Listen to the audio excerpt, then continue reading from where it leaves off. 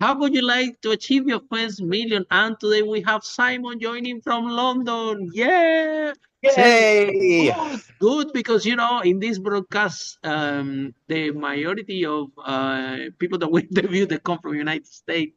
So I'm happy to have someone from London here. So Simon is a business coach and has been grooming entrepreneurs for quite a long time right now. So, Simon, what are the 5 steps that entrepreneurs should be doing to make the first million? Welcome to Unstoppable Podcast with Harry Sardinas, inspiring conversations with influential millionaires, investors, thought leaders, entrepreneurs who are making a massive difference with their innovative products and services, and sharing the challenges and wisdom of how they sold their first million.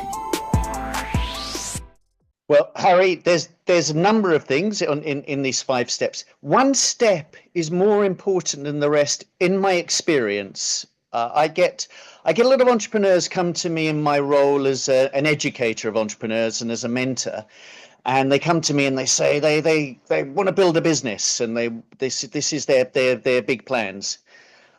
The one thing that all of the data points to, so there's great studies out there from organizations like CB Insights about business failures. The most important step, and the first step, is validating their business idea. So a lot of people say, I've done some research, and what they mean is they've looked at a market. They can see that there's competitors. They can see what other people are doing. They've looked at data, but none of that proves that they are the person that can launch a business and communicate to customers in that market. So the number one problem is validating business ideas. People don't do it. And just I need to elaborate on this, because the other 4 that follow come from this. As human beings, Harry, we love to create things. It's just in our nature. So if we have an idea for a business, and I think many of your viewers, listeners will equate to this, we go, well, what are we going to call it? Is there a web domain? What's available? Well, actually, unconsciously, you're building a brand. You haven't got a customer in mind at the moment. You're going, what am I going to call it? I mean, customers. You have a product mind. You have a product mind, no customer in mind. Yeah. And so you're already building a brand. What am I going to call it? Then the next thing, people go, well, I want to build my product or my service. I want to build. So we like to create, maybe make a website, maybe produce a business card, maybe a logo. None of that is relevant at the beginning. Absolutely. The one thing that's relevant is solving problems for customers. And if you can find a problem that's a big enough headache, not just a little one that they already solve, because most of them they solve in one way or another. If you can find a big enough one and you can get to those people, they'll pay you for it. So exactly, they're willing to pay. That's the other thing. Yeah. You have to solve exactly.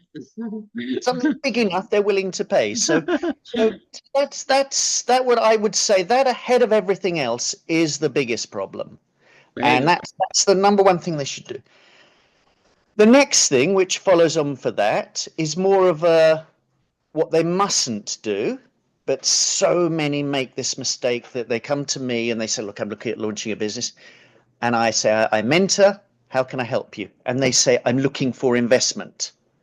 And I go, so you're looking for somebody else's hard-earned money to fund your great idea you haven't proven that anybody wants. And they look at me and I go, yeah, so how's that going to work? How are you going to convince somebody? And after they're complaining, well, I cannot find funding, I cannot find funding, nobody wants to invest in me. Why other people find funding and not me? And it's always the way. And you say, well, actually, you don't need to spend any money, first of all, to find out if you're solving a problem. There's ways of doing this. And believe you me, if you're solving a problem that you as an entrepreneur can find people and sell that solution to the problem to, investors will line up. Everybody complains there isn't enough investment out there. We're in London, or Oh, I'm in London. plenty. There's so much investment money out there, but they're In not. London, there's a lot of money. Yeah, Plenty. people aren't silly though. They're not going to give it to you to play with ideas and go. It's not Christmas every day. So this is the number two thing. Don't look for investment at the beginning. Look Until for you're investment ready. Until we're ready. when you're ready, when you have traction, when you have We pre-orders, will talk about that later on. when Yeah. you have, yeah. So that's my number two. So, but it's people focusing on the right things, and the right things being customers, not investor money. Better money from customers is better than money from investors in every way. Number three, unsurprisingly, is when they've got an idea and they validated it and they haven't made the mistakes of chasing the wrong things, is they need a plan. You need a plan. Because I think it was Benjamin Franklin, actually, that said, if you fail to plan, you plan to fail. If you don't have a plan, and many people, and by the way, I'm preaching these things from experience. I've started businesses many times where the only time I've actually written down a plan is if I was wanting to go to the bank for an overdraft, or I was wanting to grow my business through some sort of finance thing when I got customers. Most people go, well, this is what I want to do, and they have a to-do list of things to do. They don't have a strategic launch plan. And often when people are looking for investment, that's the time they write a plan. But it's fantasy. Harry, most business plans are fantasy for investment. They're going to disrupt a $6 billion Great market. story. Yeah, they're going to be the next unicorn and so on. Yeah. They're going to be the next. And look at my research. Look at my research, they'll say. And look at the size of the market and the penetration. And look at my plan that says, this is how I'm going to get there and give you a return. And this is what we're going to spend on marketing. We've got a $100,000 budget here, and we've got this. I mean, I'm really sorry, but that's BS. It's fantasy. By the way, Mike Tyson said that all the plans are very good until you receive the first punch. That's it. Exactly. So your business plan is going to last until you receive the first punch. Yeah. It's customers that give you that punch. Absolutely. And it's coming to you 100%. 100%. Guaranteed. Always.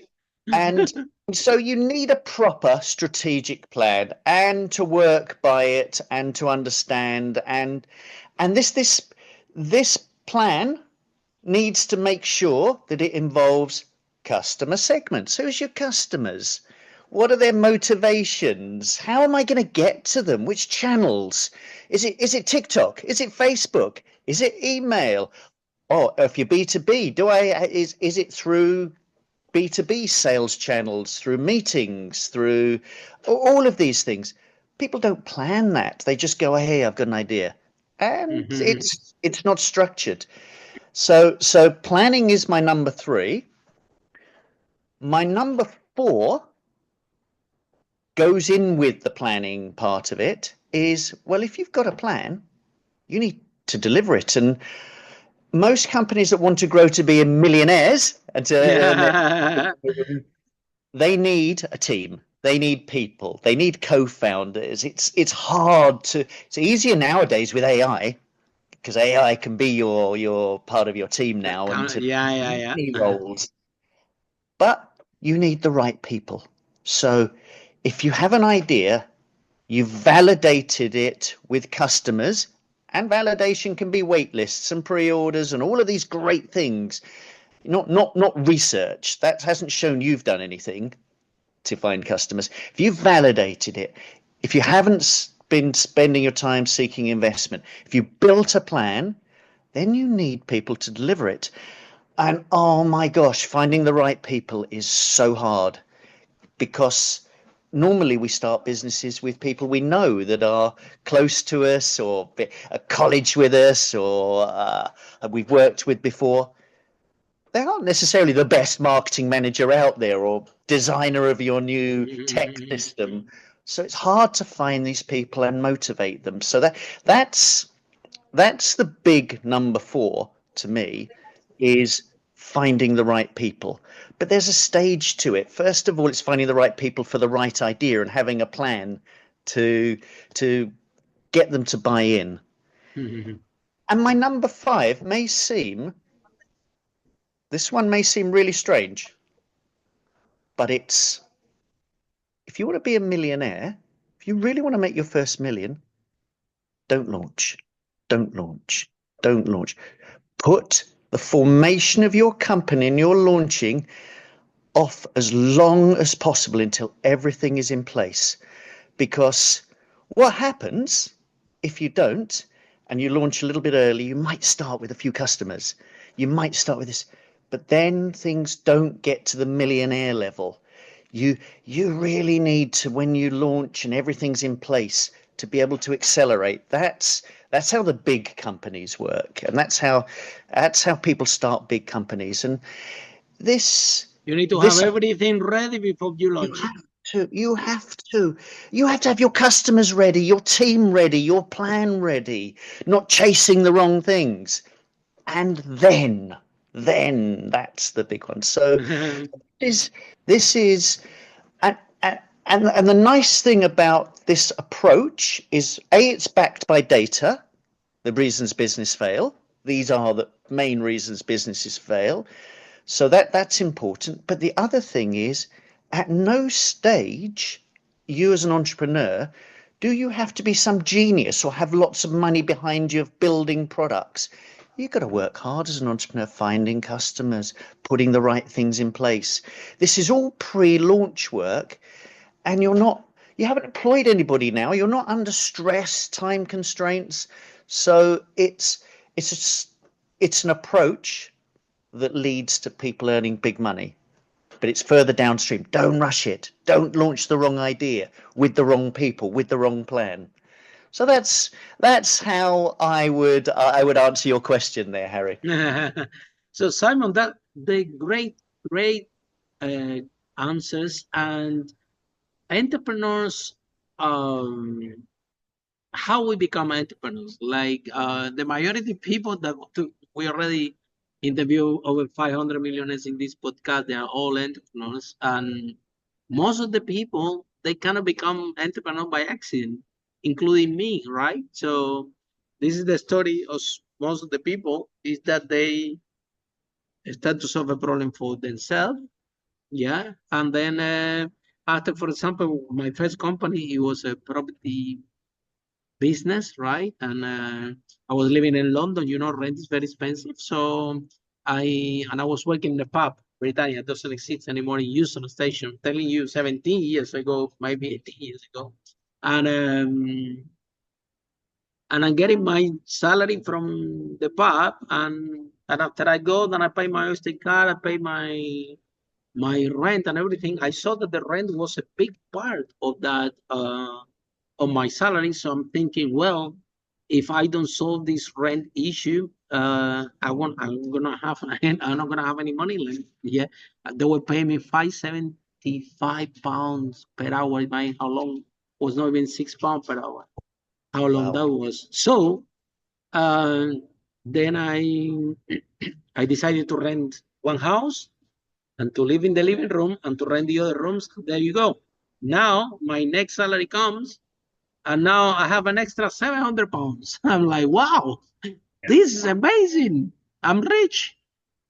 So I went to be kind of spending more than I was making for 2 years in a row. And then after this, after I did this, so then I solved the problem for me. And then I think, okay, let me try to solve this problem for other people also, and then I can make money out of this. And that's how I became an entrepreneur, kind of by accident. There is no entrepreneurs in my family.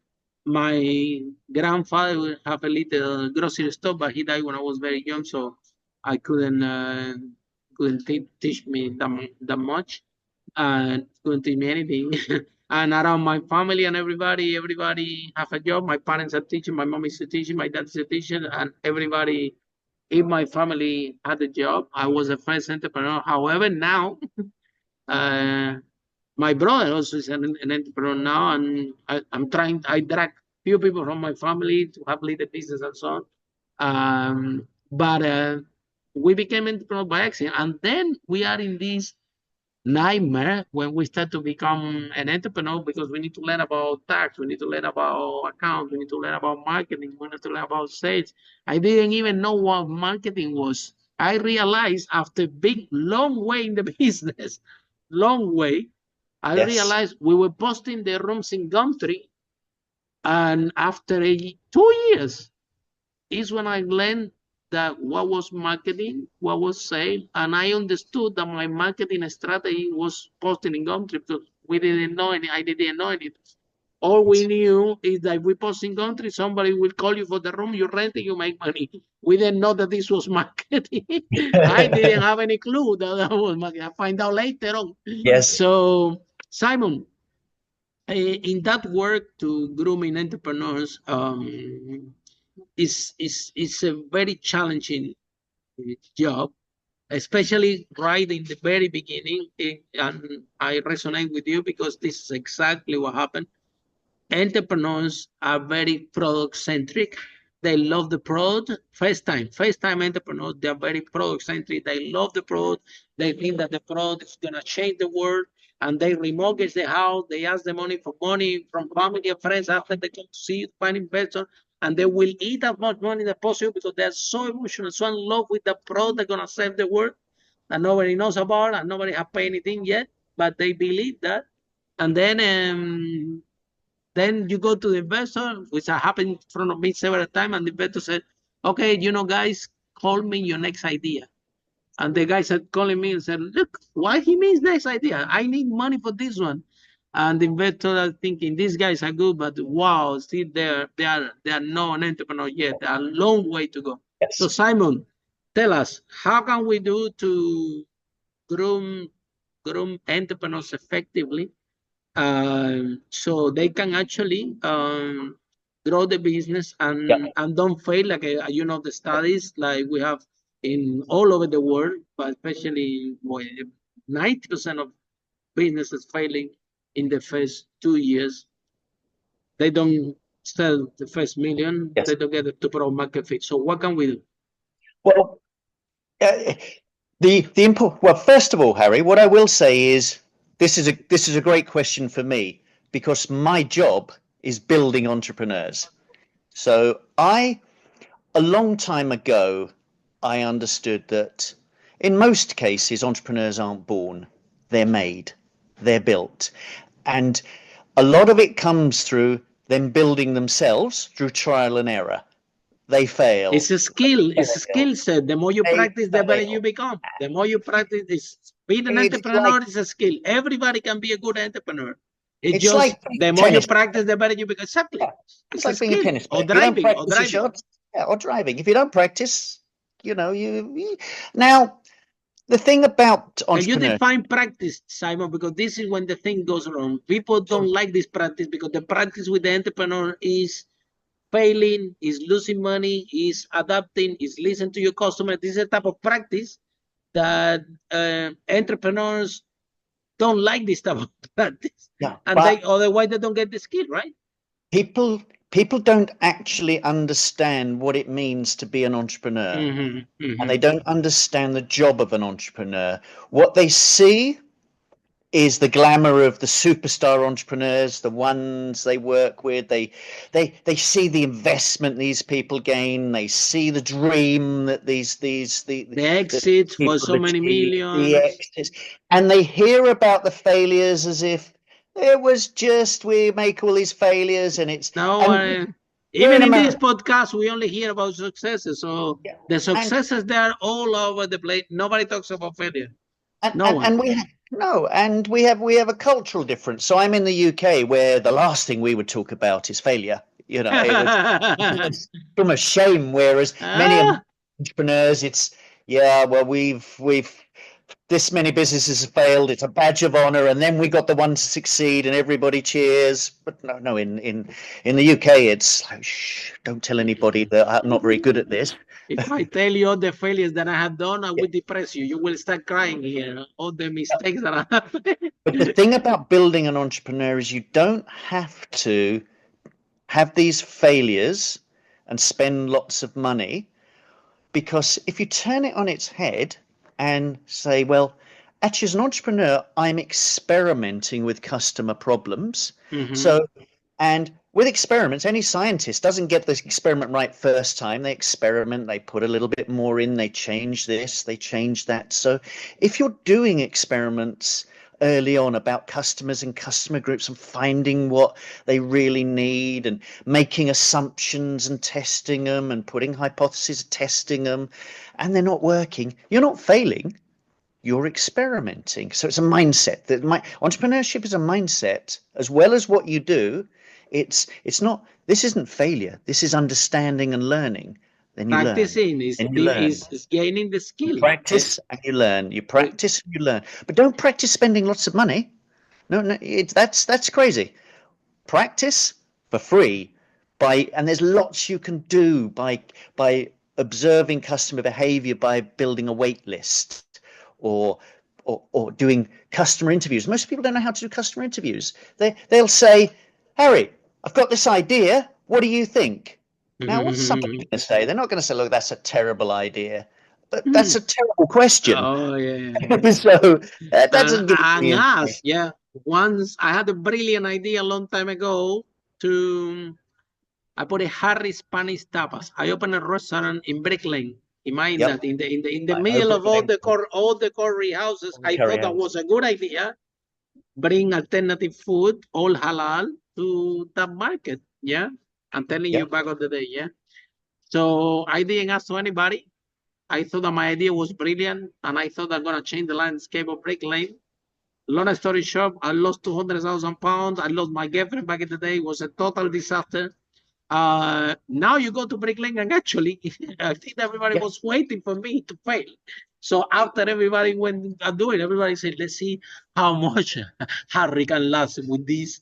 And everybody was kind of waiting. And yeah, I was way too early because I didn't have any clue how to run restaurants. That's another thing. That's timing.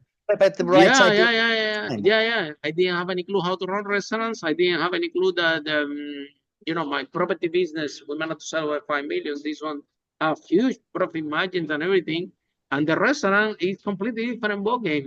Like in the room business, I have someone that rent the room for £800, and the guy stood in the room 14 years for one client and paid me £100 for 14 years. Then I go to a restaurant, somebody spent £40 and I have 40% food cost, this and that. I'm left with £3. I'm like, what kind of business I end up? You really need to like food. Yeah, I like to eat it a lot, but the business of it is you need to really be passionate about if you want.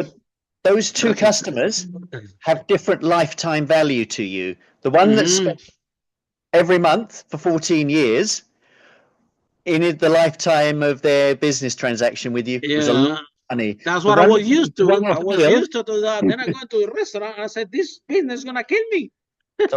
But people don't think about lifetime value of customers. They don't think that way. And about customer acquisition also, look at me. That's the other thing as well with the restaurant. Look at this.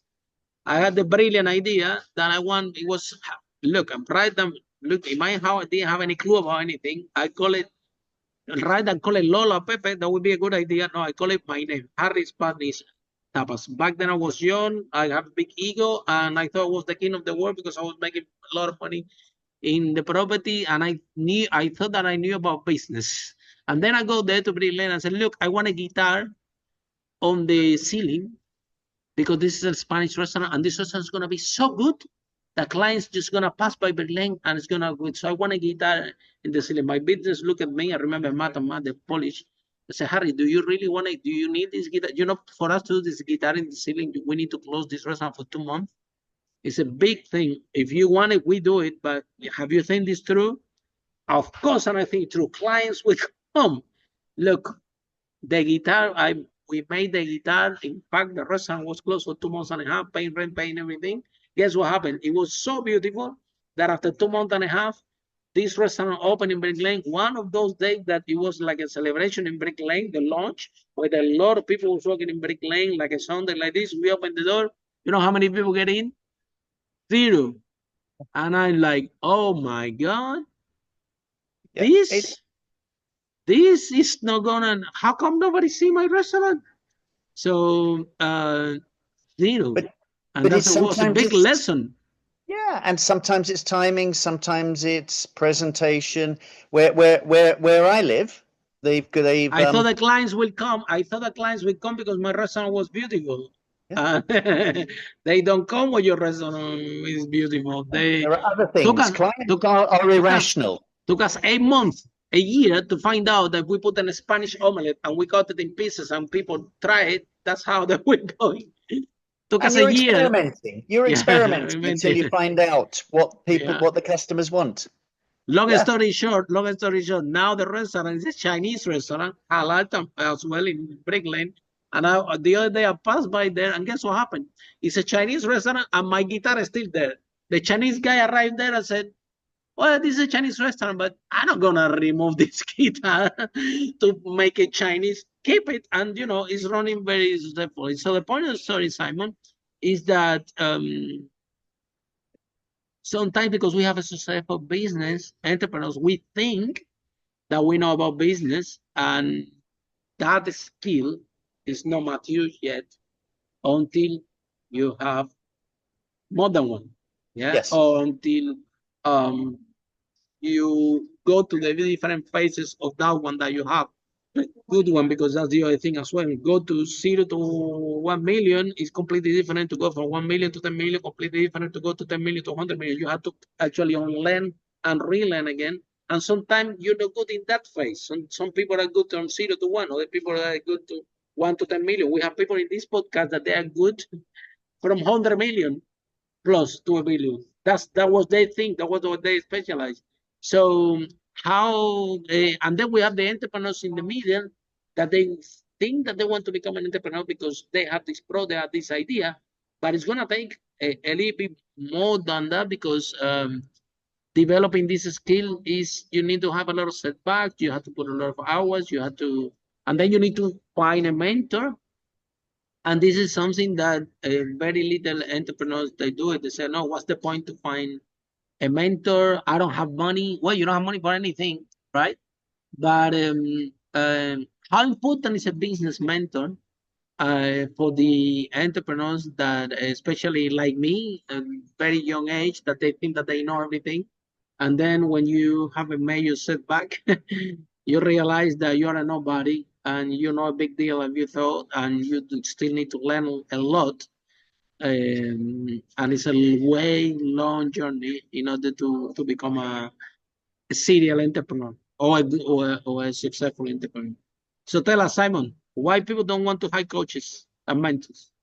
Well, I think, first of all, people don't have enough confidence in their ideas and themselves that to actually spend their own money on it.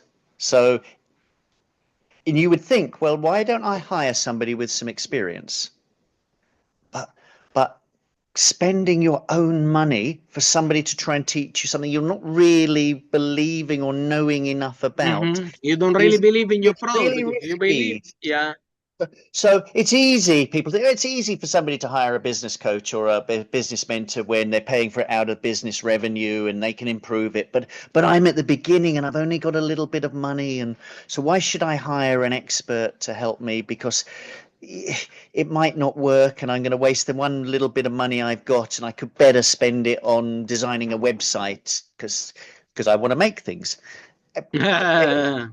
So people, what you often get is people very contradictory. People going, well, they're not willing to invest their own money in their own idea, And so they look for everything that's free because or where they can get other people's money because they don't really have enough confidence in it. And then on the other side, I get people, these exact same people saying, well, yeah, but it's such a genius idea. You're going to have to sign an NDA. You're going to have to, this intellectual property. And an NDA, really? The thing you can do is find some people that are interested in this, not try and hide and it. see if they can pay you some money. An idea out there. And see if they can pay you some money before so many NDAs, yeah.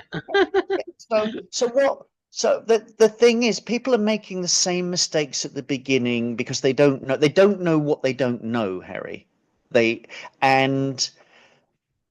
Where it would be much better for them to get an experienced mentor to point out what they don't know and to guide them and to make them understand the process, to give them some of the confidence of what it takes. That's what a mentor can do. And one of the very important things, as I'm sure you found probably in the early days, is having a network of people around you. You need people around. You can't do this. And then you can't do this without having people to bounce ideas off, or people that can say, I can introduce you to so and so. You want to open up a restaurant?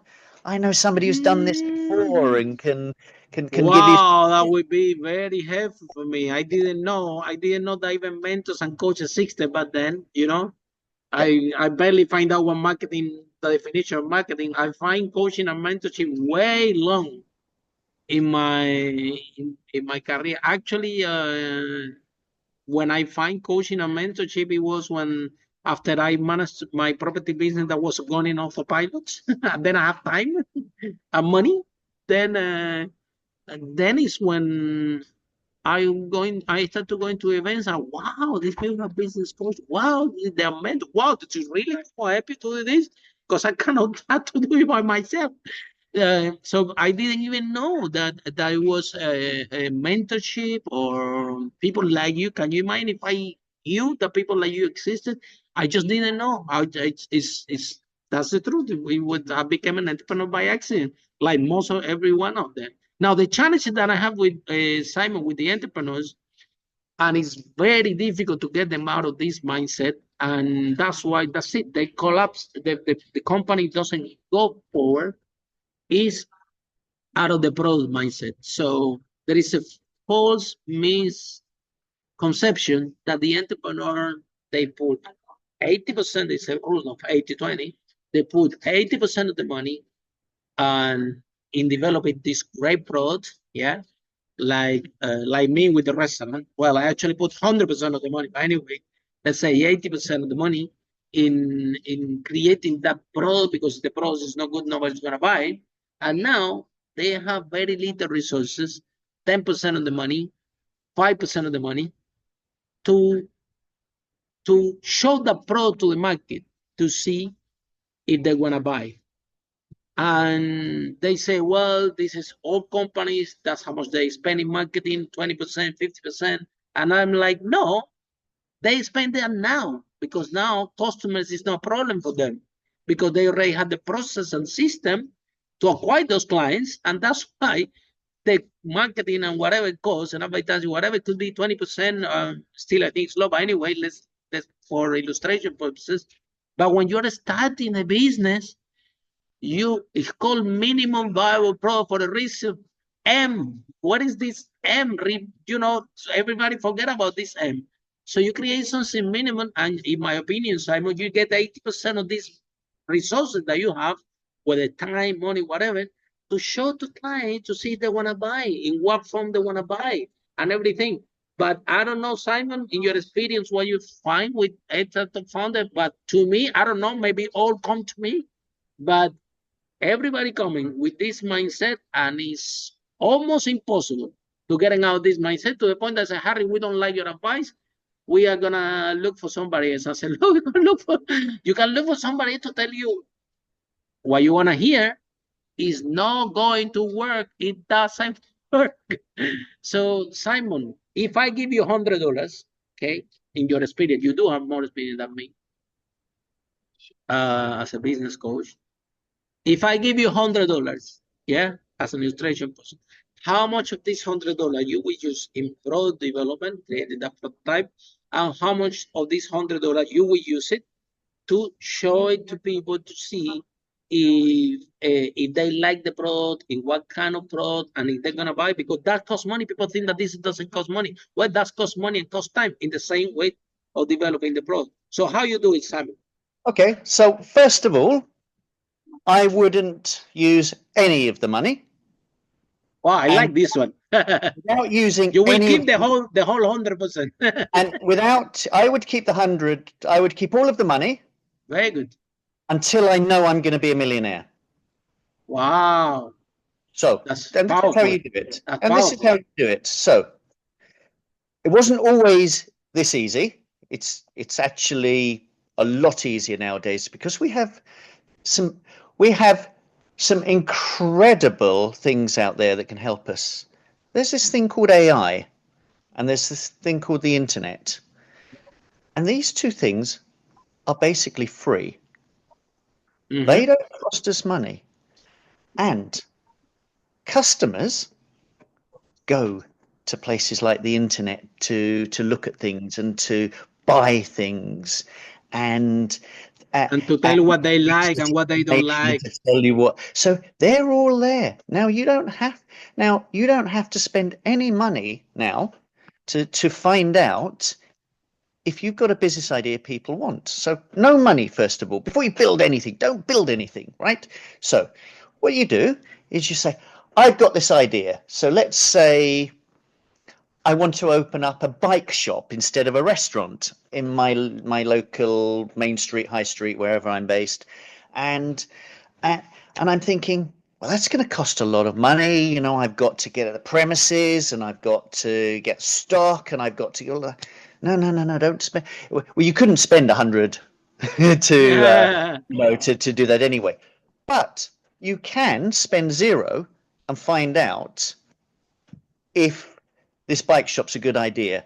So what you would do is you would, well, like any shop or store, location's quite important for customers, because now you have to think about customers. Who are your customers?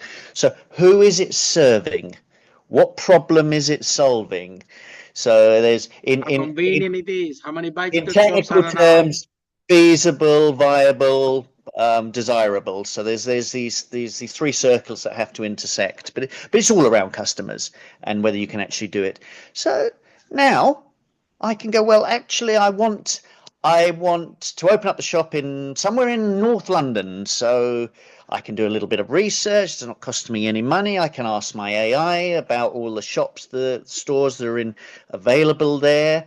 I can ask it to find me what customer profiles, what sort of customers go and buy bicycles or in shops, and it'll tell me there's consumers, there's people that cycle to work, there's eco-friendly, commuters I meant. There's what type of bikes they're more likely to buy. So I can do all of this.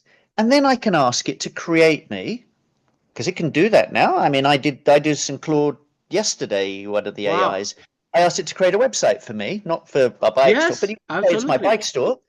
And then you say, and with it, I'd like a wait list. And when people click on there, if they're interested in a new bike store in my area, give us your information. We'll even update. you can have it online first, so you don't have to. You save the money for the rent. and then you can ask it to produce pictures.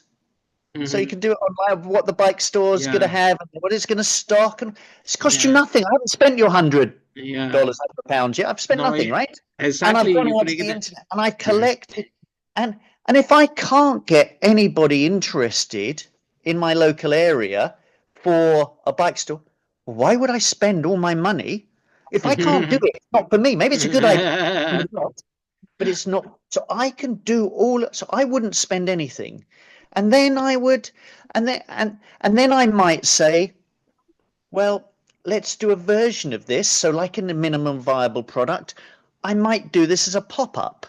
Might find somebody in the Very area, good. some That's a very very good that's the idea of minimum viable viable store, product. Yeah.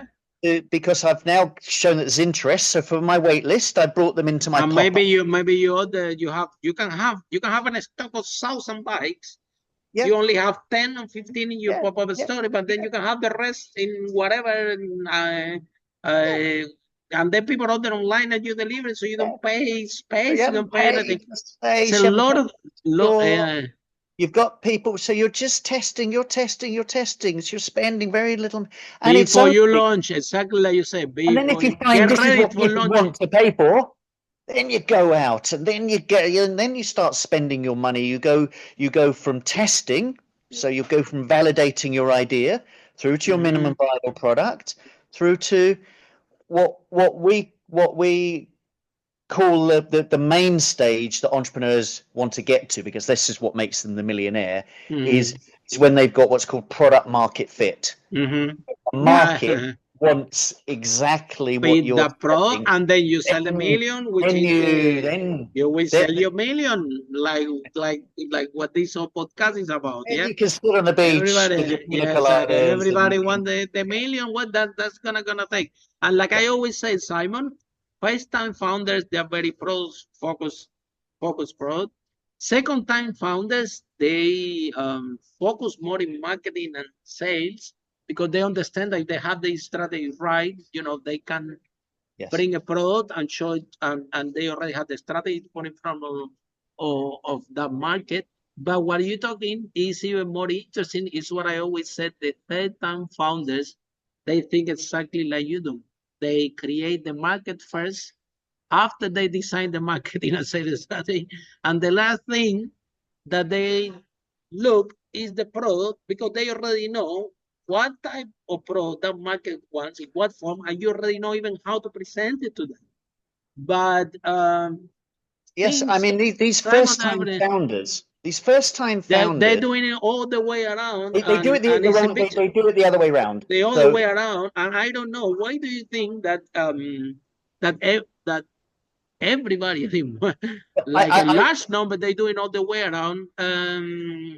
they do Uh, that though because we're human beings and we like to mhm. create That things. was my path, by the way, as well. I arrived to this conclusion after so many years of business and so many setbacks Yes, as well. yes. But So many experiments. but Call them experiments that didn't go experiments, right yeah. So because oh you my God, learned so from many them. Because you experiments learned from developing them. that skill. So So then, but I know, Simon, that if I find someone when I was starting my first business that I'm already pro, and I'm drop my ego, someone like you with experience come and tell me, Harry, look, you're doing the thing the other way around. The restaurant is not gonna work. You're doing the other way around. This business you're doing is not go is might work, but you going uphill for nothing.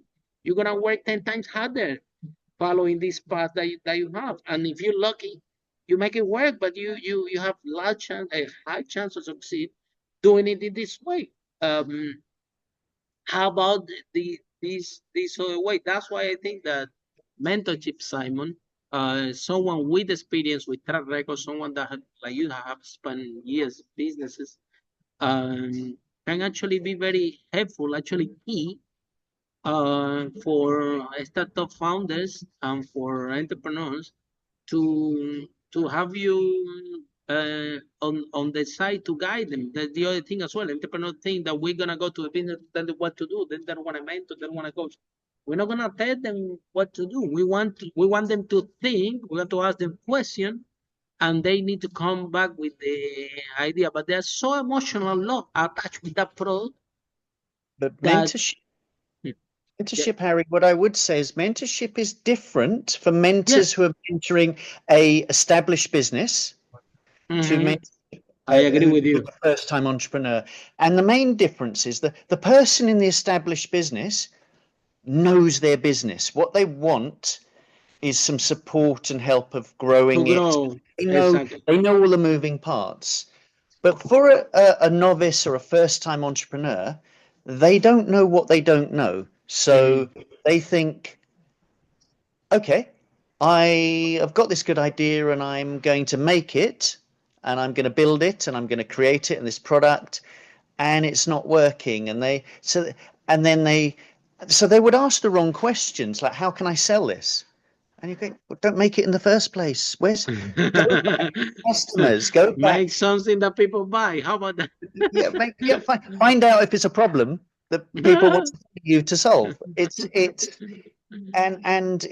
putting it the other way around, and that would just save them so much time, Pain, so much money, time, confidence, just all of these things in one. And mentors don't just bring the experience of that, they bring connections contacts, absolutely. because they have contacts. And often they might not be in the restaurant business, but I know someone who is that'll speak to you. You know, so 100%. it all comes with experience and contacts, and we gradually get that as we build more and more businesses until it gets to a stage that we understand we're experimenting with customers to find what they want. We build something they want, and then we look at how do we scale it, putting the right people behind them, the right plan to build us into a millionaire's business. So it's a process and it's fun, and Yeah. most people can do it. I still firmly believe entrepreneurs aren't born. I show Of them no course not. Of course entrepreneurial not. child. They said you have to develop the skill, and you need to know when you have to let it go, when you have to. There are a few exceptions. You see, people see this Mark Zuckerberg, they see Steve Jobs, they see the people on Google, they see I don't know, Elon Musk. They see these role models that they went to zero and now they are billionaires, and everybody want to be like them without understanding that these are just exceptions. Yeah, and if you're good in the 0 to 1 million, the other day a lawyer in this broadcast came to me and told me, Harry, I want to grow my business. I'm hiring a mentor, and he told me, look, I find one coach that specializes in 0 to 500,000. And I'm like, Harry, I cannot work with this coach because I'm already above 500,000. But then I find another one that was helping lawyers from 2 million onwards. And I'm like, well, this coach is not suitable for me because I'm in the middle. So the guy finally someone that take it from 500,000 to 2 million, and he finally started to win. And that guy was specialized only in that thing. So the thing is, Simon, that entrepreneurs, if they want to hire a mentor, I'll tell you what they do. They go to social media, they find a mentor with a Ferrari, with a Rolls Royce, with a whatever, shiny objects, and they say, okay, this is going to be my mentor. They go there, they pay a lot of money, they get very little value, and then they don't believe in mentorship anymore without knowing that, well, that maybe that could be your mentor. Depends what type of mentor, if what type of coach it is, what he specialized, and if he's good in the state. But if he's not, try to find someone that is more ground, that specialize exactly in what you're trying to achieve, and it's gonna be uh, better better suitable. And that's the key of entrepreneurs. If I knew that when I started my business, I would be now in La La Land. Yeah. You've done very well I for may still have a yourself. lot of fun. Yeah, I don't Yeah. regret it. Yeah. So Simon, if someone want to find more about you, about what you do, people from UK and from all over the world, if they need your help and expertise, you really know what you're talking about. Yeah. Um, and that's very important when you're helping entrepreneurs to grow the business, because there are business coaches out there that never have the business, and not necessarily hear me out. Yes, um, being a good coach and a good mentor, I know a lot of people that have a lot of businesses and they are very bad mentors and coaches, because one thing has nothing to do with the other one. The thing that you have done it, yeah, doesn't imply that you can actually guide properly these people, because you need another a skill set to actually guide them, and nurture those entrepreneurs and change the mindset. It requires a lot of psychology, patience, and demonstrating things. So how people can find you, Simon, how this process works? Can you share that with us? Yeah, it's actually really easy to find me because although I sort of mentor at and coach and educate at universities and various incubators, I also work with a whole group of mentors that help people start businesses in a foundation called 12 Ronnies, 12 Ronnies. So 12ronnies.com, if you look for it on the internet, 12 Ronnies. And the best way to engage with this whole network of people, if you want to start a business, is on the homepage. When you go to 12ronnies.com, there's some information about there, but there's a big red button, and the big red button is basically a quiz, an assessment that people take. It's a few questions. I think it's 8 questions off the top of my head, but you fill in the 8 questions. And you obviously have to put your email address with it so we can contact you back. And it sends you back, what stage are you as an entrepreneur? What stage is your idea? How can you be helped? How can you join a community? And if you're at the right stage for somebody like me, then it'll be fed through to me and I'll be able to contact you and say, okay, I think I can help you. And then we can have a chat. But it's, if you like, on the 12ronnies.com website, it's the quiz that lets you understand, but also lets us understand. And it might be that another mentor's more suited to you, not me.